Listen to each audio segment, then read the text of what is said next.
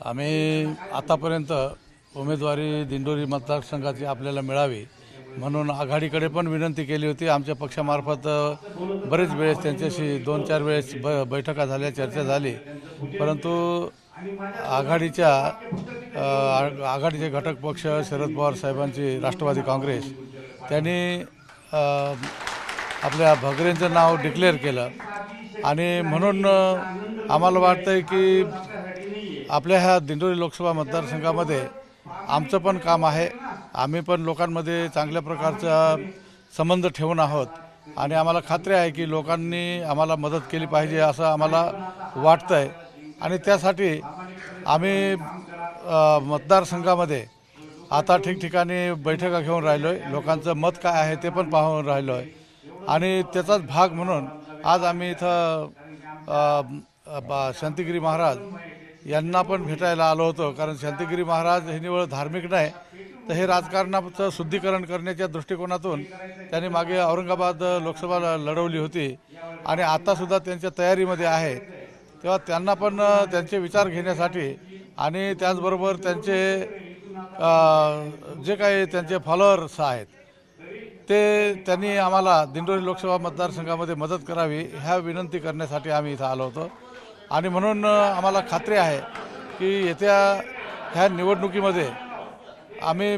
जनतेचा कौल घेऊन आणि जर जनतेने आम्हाला पाठिंबा दिला तर आम्ही ही लोकसभा निवडणूक ही आज जरी पक्षाने आपल्या आघाडीने दिलं नसेल तरी आम्ही लढवण्याच्या तयारीमध्ये आहोत आणि त्या दृष्टिकोनातून आम्ही लोकांचा जनमताचा कल याचा आजमावण्याचा प्रयत्न करून राहिलेला आहोत। तिथं अजून अधिकृत पाठिंबा दिलेला नाही। जसं शांतिगिरी महाराजांनी पण सांगितलं की आम्ही सगळे उमेदवारांचं एकंदरीत वातावरण, त्यांचं चारित्र्य आणि त्यांचे संबंध, त्या मतदारसंघामधली ताकद हे पाहिल्यानंतर आम्ही जाहीरपणे पाठिंबा देणार आहोत।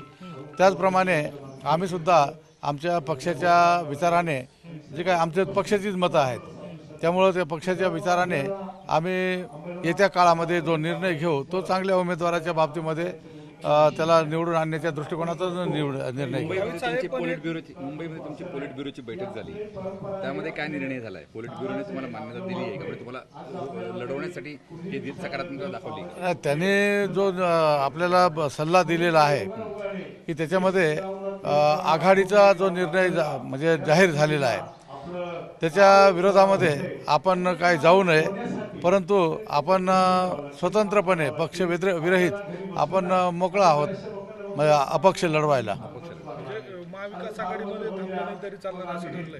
हा, महाविकास आघाडीचा पक्षाने म्हणजे पक्षाच्या पातळीवरती नियम पाळले पाहिजेत, परंतु जर आम्हाला वाटतंय की आमच्यावर अन्याय झालेला आहे, आम्ही इथं लोकांमध्ये इतर उमेदवारापेक्षा सरस आहोत असं आम्हाला वाटतंय आणि म्हणून आम्ही एकदा जनतेचा कल काय आहे तो आजमावून आम्ही अपक्ष उमेदवार म्हणून सुद्धा लढायला तयार आहोत।